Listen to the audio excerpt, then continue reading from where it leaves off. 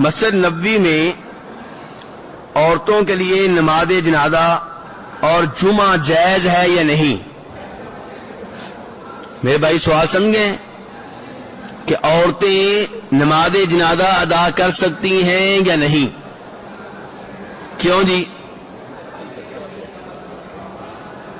میرے کون سے بھائی ہیں جنہوں نے اپنی عورتوں کو جنازہ ادا کرنے سے روک رکھا ہے؟ ذرا ہاتھ کھڑا کریں. تو میرے بھائی گزارش یہ ہے، اب اس مسئلے کو دھیان سے سمجھ لیں. پہلے آپ کو مسئلہ معلوم نہیں تھا، کوئی بات نہیں، ضروری نہیں کہ انسان کو ہر مسئلہ معلوم ہو. میرے بھائی دین اسلام نبی صلی اللہ علیہ وسلم کے ذریعے ہم تک پہنچا، اور آپ نبی ہیں مردوں کے لیے بھی اور عورتوں کے لیے بھی. ایسا نہیں ہوا کہ آپ نے کہا ہو کہ میرا دین مردوں کے لیے ہے اور عورتوں کے لیے جو دین ہے وہ میری بیگم جناب عائشہ سے لے لینا یا میری بیگم حفصہ سے لے لینا رضی اللہ تعالی عنہن. ایسی کوئی بات نہیں ہے. مردوں کے لیے دین بھی آپ نے دیا، عورتوں کے لیے بھی دین آپ نے دیا، اور آپ کا دیا ہوا دین جو مردوں کے لیے ہے وہی دین عورتوں کے لیے ہے. کہیں کہیں پہ فرق ہے، وہ فرق شریعت نے بتا دیا ہے، نبی علیہ الصلوۃ والسلام نے اس سے آگاہ کر دیا ہے.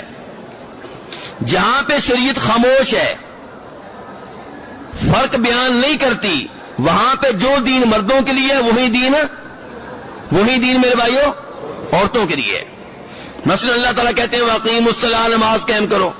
اب یہ لفظ مردوں والا ہے، تو یہ حکم جو ہے مردوں کے لیے بھی ہے عورتوں کے لیے بھی ہے.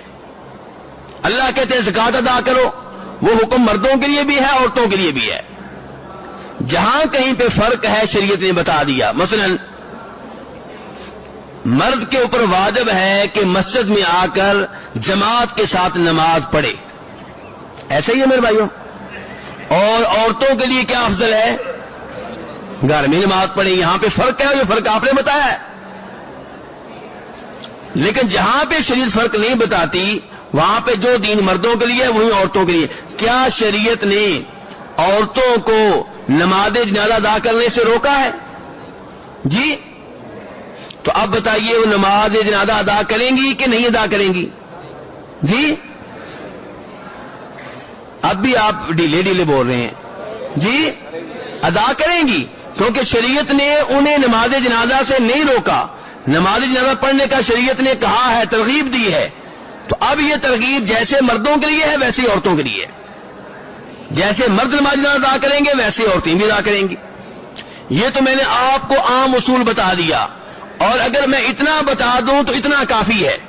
لیکن میں آپ کے اطمینان کے لیے، آپ کی تسلی کے لیے مزید ایک دلیل دے دیتا ہوں.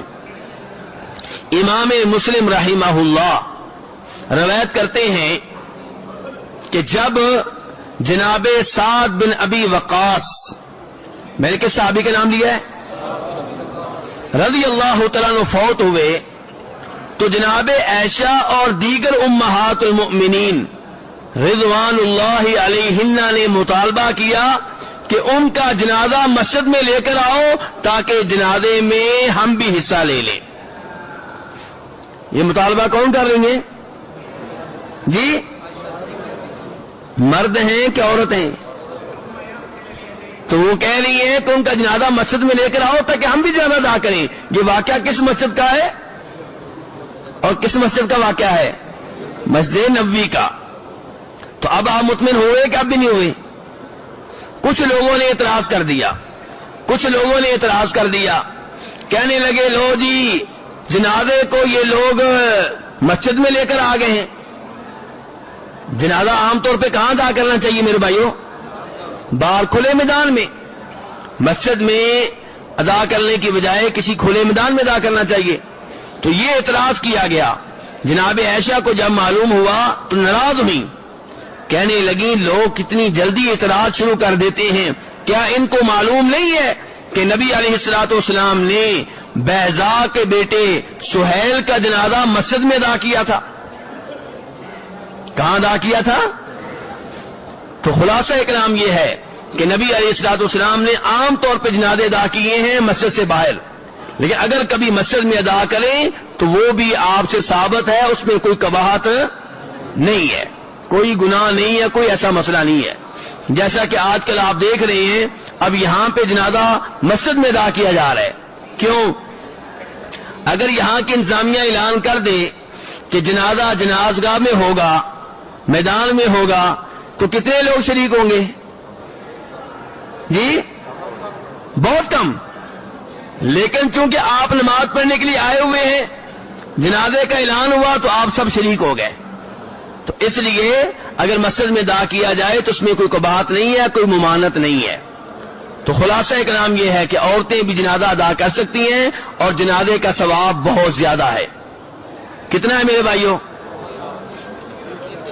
ایک رات، ایک جنازے کا ثواب ایک رات، اور ایک رات کا وزن کتنا ہوتا ہے؟ اونٹ پہاڑ کے برابر۔ اور اونٹ پہاڑ کا وزن کتنا ہوگا؟ جلدی سے کوئی بھائی بتائے جی۔ یہ کیا ہو رہا ہے جی؟ جی 2-3 کلو تو ہوگا نا جی؟ تو میرے بھائی احد پہاڑ اندازہ لگانے والے بتاتے ہیں کہ تقریباً 7 کلومیٹر طویل ہے۔ کتنا؟ اور چوڑا بھی بہت زیادہ ہے۔ تو تصور کریں کتنا وزن ہوگا، اور 5 منٹ کے جنازے پہ ثواب کتنا ملتا ہے۔ آپ لے رہے ہیں، بیگم کو محروم کر رکھا ہے۔ میرے بھائی یہاں 1-2 باتیں ذہن میں رکھیے گا۔ نمبر 1 کہ آپ تو جنازہ پاکستان میں بھی ادا کر سکتے ہیں، اور آپ کی بیگم کو پہلی اور آخری بار موقع مل رہا ہے، ایسا ہے کہ نہیں؟ تو یہاں وہ مسجد میں موجود ہے، عورتوں کو جنازے کے پیچھے جانے سے روکا گیا ہے، جنازہ ادا کرنے سے نہیں روکا گیا۔ تو یہاں وہ مسجد میں موجود ہے، جنازہ ادا ہو رہا ہے، اس کو بتائیں کہ جنازہ ادا کرے تاکہ اونٹ پہاڑ کے برابر وہ بھی ثواب لے سکے۔ دوسرے نمبر پہ میں نے اپنے کئی بھائیوں کو دیکھا ہے، جو امام صاحب سلام پھیرتے ہیں فرض نماز کا، وہ سنتے شروع کر دیتے ہیں، نفل شروع کر دیتے ہیں۔ یہ نبی علیہ السلام کی سنت نہیں ہے۔ آپ کی سنت ہے نماز کے بعد بیٹھیں، اذکار پڑھیں۔ کیا پڑھیں؟ نبی علیہ السلام ہر نماز کے بعد اذکار پڑھتے تھے۔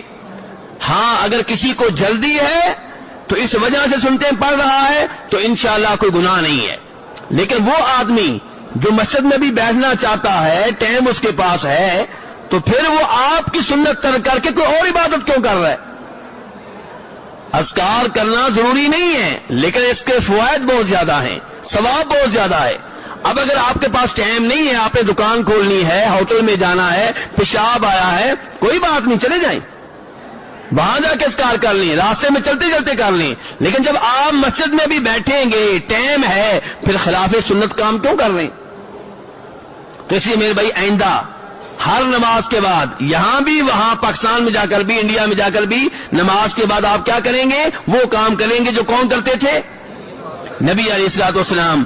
آپ کیا کہتے تھے نماز کے بعد؟ فوراً اللہ اکبر 1 بار، 3 بار استغفار، استغفر اللہ استغفر اللہ استغفر اللہ، اللہم انت السلام ومنک السلام تبارکت یا ذا الجلال والاکرام، اللہم انی علی ذکرک وشکرک وحسن عبادتک۔ یہ دعائیں ہیں۔ نبی علیہ السلام انفرادی طور پہ دعا کرتے تھے، اجتماعی طور پہ نہیں۔ یہ دیکھیں کتنی شاندار دعا پڑھتے تھے، اللہم انی علی ذکرک وشکرک وحسن عبادتک۔ اے اللہ میری مدد کر تاکہ میں تیرا ذکر کر سکوں، اے اللہ میری مدد کر تاکہ میں تیری نعمتوں پہ تیرا شکریہ ادا کر سکوں، یا اللہ میری مدد کر تاکہ میں بہترین انداز میں تیری عبادت کر سکوں۔ اس کے بعد مزید آپ اذکار پڑھتے تھے، اور پھر آپ 33 مرتبہ کیا پڑھتے؟ 33 بار، 34 بار، 1 بار آیت الکرسی، 1 بار سورہ اخلاص، 1 بار سورہ فلق، 1 بار سورہ ناس۔ یہ اذکار ہیں، ہر نماز کے بعد آپ نے کرنے ہیں۔ سنتوں کا نمبر بعد میں ہے، اور بہتر یہ ہے کہ سنتے گھر میں پڑھیں۔ سنتے کہاں پڑھنا بہتر ہے؟ گھر میں۔ تو بہرحال میرے بھائی، یہ جنازے کا ثواب خود بھی لیں، عورتوں کو بھی لینے دیں۔ ایسا ثواب آپ کو پھر کہیں نہیں ملے گا۔ کیوں؟ پاکستان انڈیا میں ایک جنازہ آپ کو پڑتا ہے 5 گھنٹے کا۔ کتنے کا؟ احد پہاڑ کے برابر پاکستان انڈیا میں ثواب لینا چاہیں گے تو کتنے گھنٹے لگیں گے؟ 9 بجے کا اعلان ہوگا، 2 بجے جنازہ شروع ہوگا، ایسے ہی ہے. اور یہاں پہ 5 منٹ میں جنازہ ہو رہا ہے اور آپ سنتے شروع کر دیتے ہیں، اور بیگم صاحبہ کو آپ نے بتایا ہی نہیں ہے کہ وہ بھی جنازے میں شریک ہوں. تو میرے بھائی جنازے کا طریقہ بھی سیکھیں، جنازے میں شریک بھی ہوں، اور یہ اس ثواب سے اپنے آپ کو محروم نہ رکھیں. بھائی کا دوسرا سوال یہ ہے کہ جمعہ، کہ عورتیں جمعہ ادا کر سکتی ہیں؟ کیوں میرے بھائی؟ میرے بھائی جمعہ کی نماز فرض نمازیں عورتیں ادا کر سکتی ہیں، لیکن ان کے اوپر فرض نہیں ہے، واجب نہیں ہے، لیکن ادا کرنا چاہیں تو اس میں کوئی ممانعت نہیں ہے.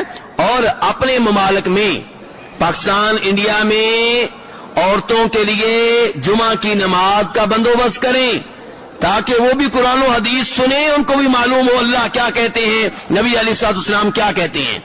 اور یہاں پہ صورتحال یہ ہے کہ ہم لوگ انہیں عید بھی نہیں پڑھنے دیتے، ہم لوگ انہیں عید کی نماز بھی نہیں پڑھنے دیتے عیدگاہ میں، جبکہ بخاری شریف کی حدیث ہے.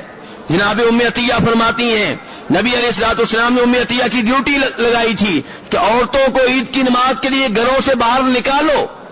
آپ کو بتایا گیا کئی عورتیں حیض کی حالت میں ہیں، آپ نے فرمایا انہیں بھی نکالو، وہ نماز میں شریک نہ ہو، ہماری دعا میں شریک ہو. بتایا گیا کئی عورتیں ہیں جن کے پاس پردے کے لیے چادریں نہیں ہیں، فرمایا وہ بھی نکلیں.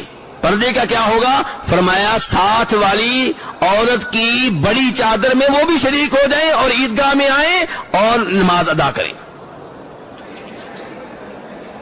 نبی علیہ الصلوۃ والسلام یہاں پہ نماز پڑھاتے، عورتیں مسلسل آ کے آپ کی امامت میں نماز پڑھا کرتی تھی، حالانکہ آپ نے بتا دیا تھا کہ افضل یہی ہے کہ عورت کہاں نماز پڑھے؟ گھر پڑھے. ایک حدیث سن لیں جس سے آپ کو اندازہ ہوگا کہ یہاں پہ کیا صورتحال تھی. بخاری شریف کی حدیث ہے، نبی علیہ السلام فرماتے ہیں کہ میں نماز کے لیے کھڑا ہوتا ہوں، میرا پروگرام یہ ہوتا ہے کہ لمبی نماز پڑھاؤں گا، پھر مجھے بچے کے رونے کی آواز آتی ہے، میں نماز مختصر کر دیتا ہوں کہ بچے کی ماں کے اوپر کیا گزر رہی ہوگی. ہاں جی، عورتیں آئی ہیں نماز میں کہ نہیں؟ آئی ہیں کہ نہیں؟ اور ساتھ بچے بھی لے کر آئی ہیں کہ چھوڑ کر آئی ہیں؟ بچے بھی ساتھ لے کر آئی ہیں. اور ہمارے ہاں عجیب سسٹم چل رہا ہے، اور بچوں پہ بھی پابندی ہے، عورتوں پہ بھی پابندی ہے. نہیں میرے بھائی، نبی علیہ السلام کی احادیث کا تقاضا کچھ اور ہے اور ہم کچھ اور کر رہے ہیں.